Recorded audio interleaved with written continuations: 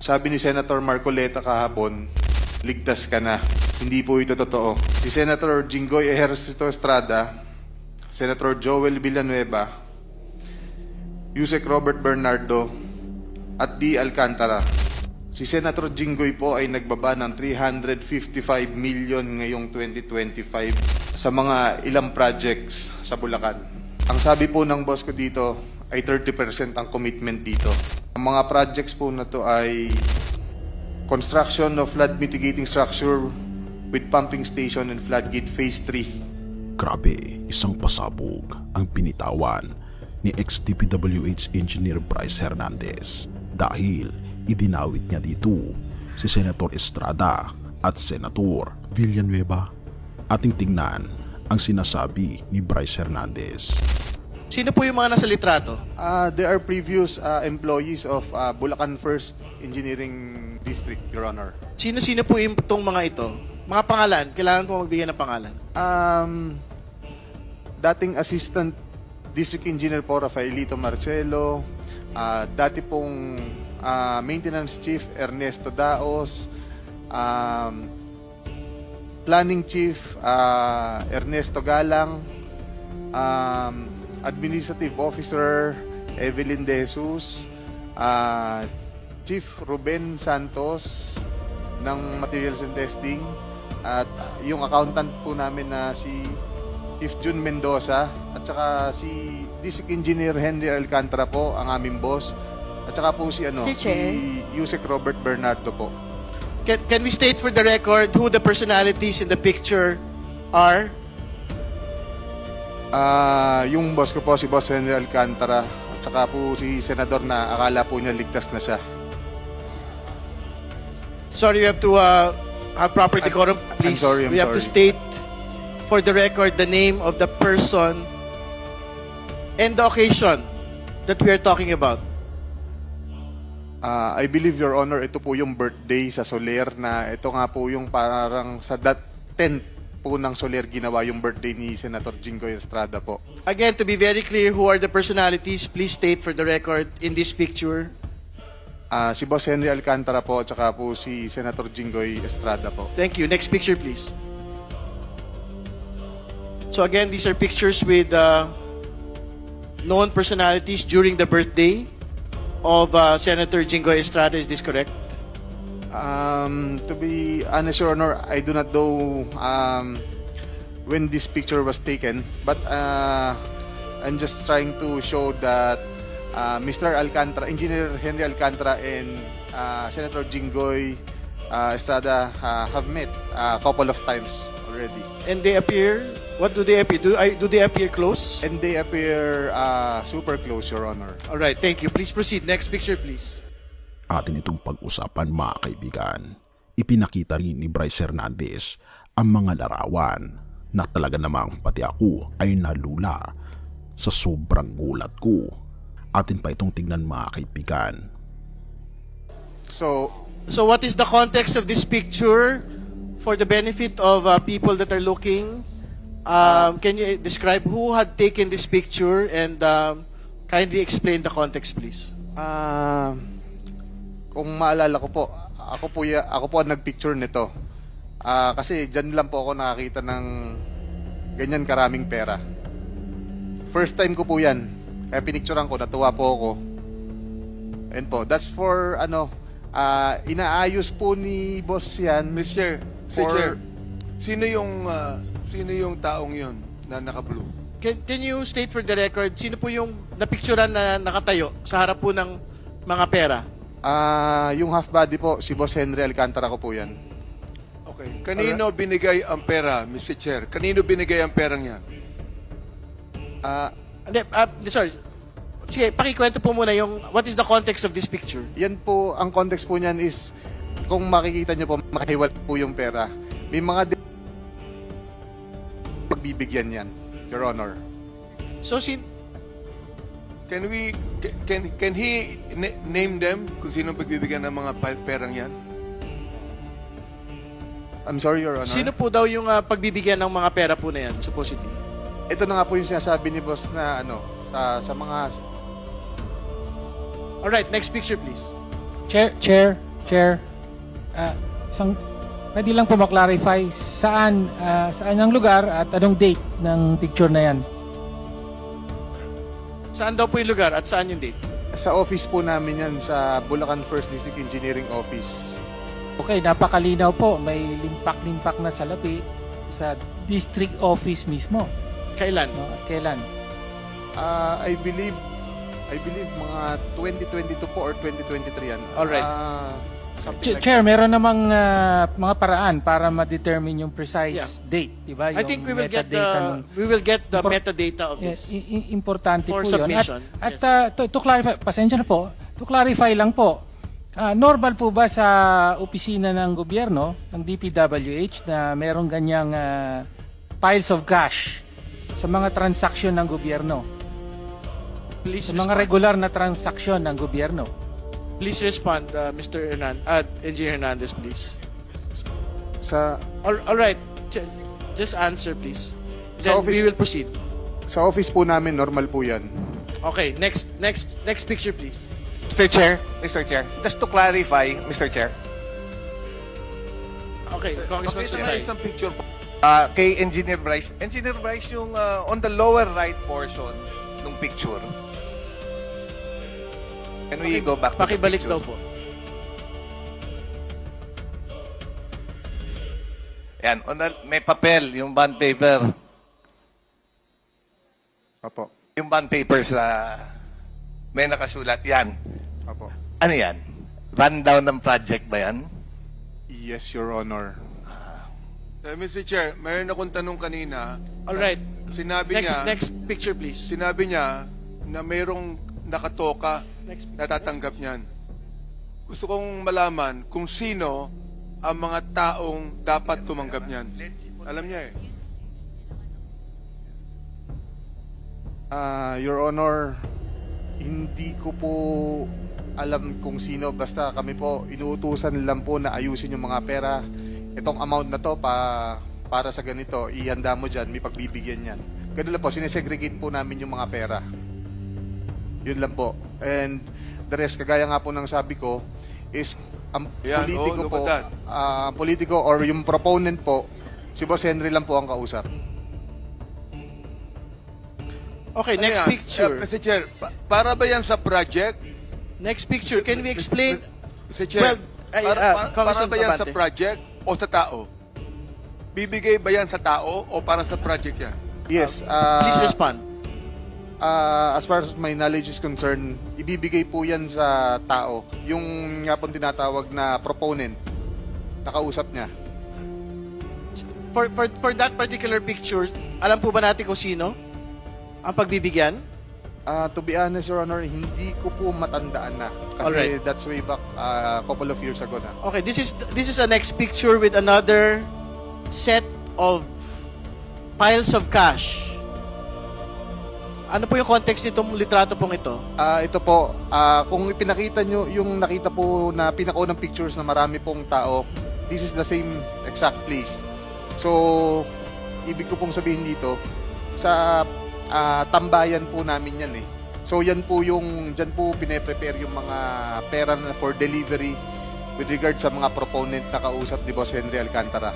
Ano po yung ibig sabihin ng tambayan? Is this within the building of Bulacan First or is it a different area? No, private resident po siya na nilagyan po ng bilyaran para we can hang out after office hours, ganun po. Within the vicinity of the of our office.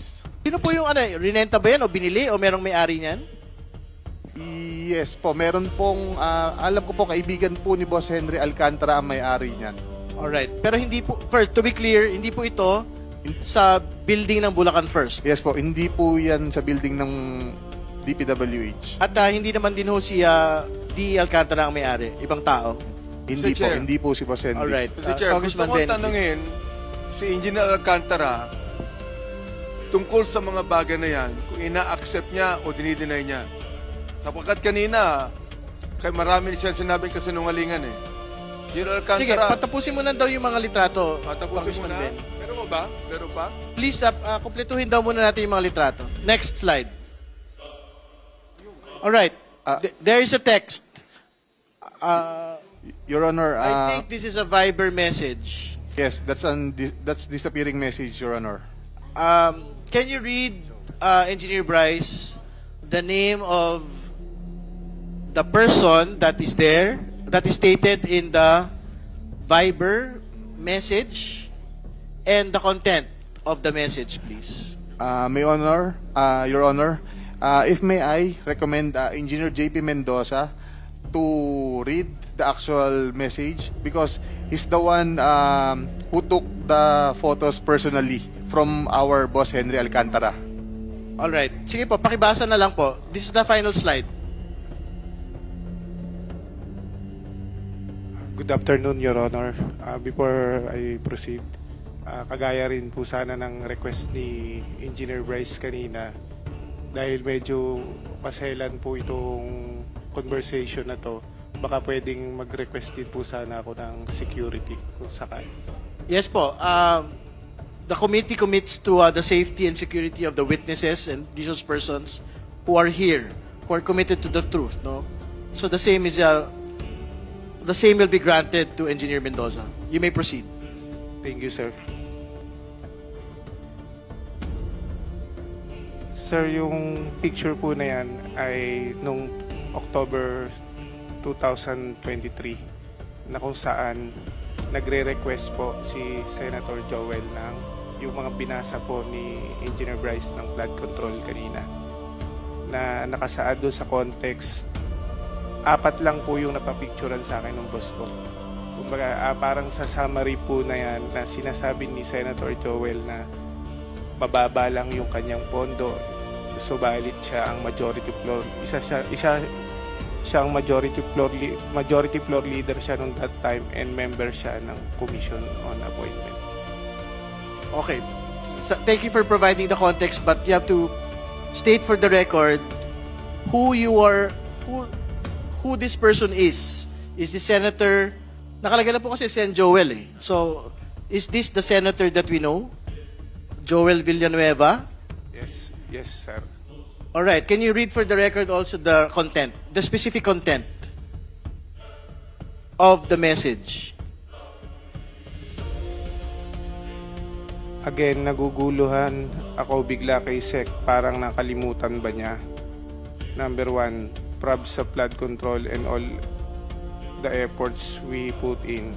Number 2, for his CA, his budget this coming year, etc. He committed sa akin. Pinakamababang commitment ng DPWH Secretary.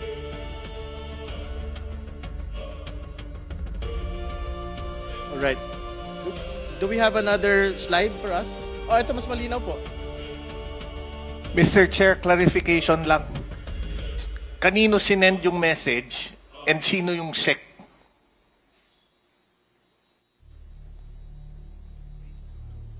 When dun sa message, you're referring to a SEC. Sino yung SEC? Secretary Manny Bunoan po. Okay. Kanino sinend yung message na yan? Kay Boss Henry po. Okay, Bakit thank kami you. kopya? Dahil disappearing message po yan, hindi po niya pwedeng screenshot. Pinapicturean po niya para mabasa po agad. Okay. Kanino pinapicturan? Sa akin po. Alright, thank you. So, phone to basically ni District Engineer Alcantara. Alright, next slide. Do we have other slides?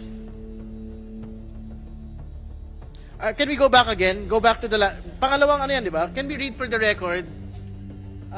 Excuse me po. Mano. Can we ayan, second slide. Next slide. Yan. Can we read for the record what is in the second message? Para lang po malinaw. Again, this is a conversation supposedly between Senator Joel Villanueva and District Engineer Henry Alcantara, which is supposedly a disappearing message, no? Tapos pinapicturan kay Engineer JP Mendoza. Sige po. Can you read it for the record, please? For his CA, his budget this coming year, etc. He committed sa akin, pinakamababang commitment ng DPWH Secretary. Ngayon parang lumalabas same na ang 1 and 2. Pag-usapan namin, boss, bukas, boss. So, can relay to SEC po. Okay, all right, thank you. Next slide. This is another slide which is the same context. All right. Sige po, just read it for the record. This is another slide. Conversation between Senator Joel and District Engineer Henry Alcantara, taken by Engineer JP Mendoza. Sige po. Yes, boss. See you po bukas 6 p.m. sa GIL. Majority leader tayo, hindi kong or just one CA member. Yes, boss, I will. All right, that is clear. Next slide, please. May atraso DPWH. Sorry, I have to provide the context. Again, this is another screenshot. This is the fourth picture. Conversation between Senator Joel Villanueva and District Engineer Henry Alcantara. Picture taken by Engineer JP Mendoza. Please proceed with reading the contents. May atraso DPWH sa akin. So if he treats me na isa lang issue, he's not respecting me.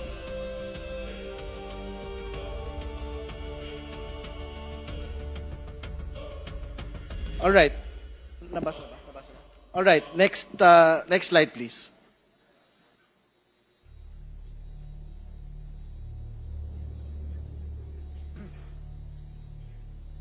Who is this person? Who? That's from my phone, Your Honor. This is maybe nagkabaliktad po. Yung susunod po ang una. Ito po. This was way back 2022. The time when Beng Ramos was introduced to me by my boss, the Alcantara. And sinabi niya dito na may project na binigay si Boss Henry Alcantara sa kanya. So, from WJ Construction, yung yung tao. And related sa kanya si Miss Beng Ramos, which is staff of Senator Jinggoy. Dito po is conversation. So, excuse me, before proceeding, can we state for the record again who is Beng Ramos? Staff of Senator Jinggoy Estrada po. Staff of Senator Beng Ramos is a staff of Senator Jinggoy Estrada. Yes po, Your Honor. All right, please proceed. This was the time na meron pong project na binigay si Boss Henry Alcantara kay Miss Beng Ramos through Miss Mina of WJ Construction. So, yun po yung ginamit na license or contractor. At nandyan po yung pag-uusap kung kailan po magde-deliver ng obligasyon dahil kailangan po ni Boss Henry. Alright. Sige po. Okay. Alright. Sige po. We will give District Engineer Henry Alcantara, before proceeding to a different topic na po, we will give you the right to reply. Yung pong huling picture, wala naman pong binabanggit na ako po yan eh. Siya po ang kausap. Yung una po, yung kay Senator Joel, ang tanda ko po dyan, nagre-request po siya ng mga multipurpose building kay Secretary at that time. Tapos po, nung nandun po kami sa hearing sa Senate, kinausap ko po siya, sabi niya, nagre-request ako kay Secretary, papalo up po na lang. Ilan po yan? Wala naman po nakalagay dyan na ako'y may transaksyon ng financial sa kanya. Nagre-request po siya, normal lang po, nagre-request po siya ng multipurpose building, additional po sana, para mailagay po sa Bulacan po. Yun lang po, Your Honor. Alright, thank you. Mr. Chair, 1 minute. Tanong ko lang, yung dun sa pera, ano explanation niya po? Your Honor, yung pera po na yun, yung nasa bahay na po yun, I think po, yan po ay pera ng contractor po na nakolekta, nagamit ang ibang lisensya, doon lang po dinala, at nagkatuwa. Ang tanong, sino nga ba si Bryce Hernandez? Si Bryce Hernandez ay naitalaga bilang OIC ng DPWH Bulacan First DEO noong Hunyo 2025 ay isa sa mga pangunahing pangalan sa umano'y ghost at substandard flood control project sa Bulacan matapos ang sere ng paglalantad at pagdinig sa Kongreso. Pinababa sa pwesto at inihahandang sampahan ng kaso ang ilang opisyal kabilang siya habang inilipat sa Campo Crame ang kanyang kustodiya, pero para sa seguridad sa gitna ng contempt order ng Senado. Kung mapapatunayan sa formal na proseso, magiging test case ito para sa pananagutan sa malaking infrastruktura at paggamit ng pondo laban sa baha. At talaga namang nakakagulat mga kaibigan ang mga paratang ni Bryce Hernandez. Ang tanong, totoo ba ang mga aligasyon ni Bryce Hernandez? Exodo 23 verse 8, huwag kang tatanggap ng suhol sapagkat pinubulag nito ang mga nakakita at binabaluktot ang mga salita ng mga matuwid.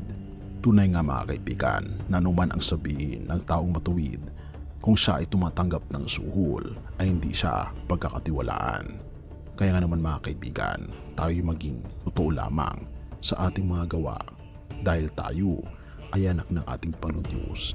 Ipasakop natin ang lahat ng ating mga desisyon sa ating Panginoon Diyos lamang. Purihin ang ating Panginoon Diyos at tayo manalangin.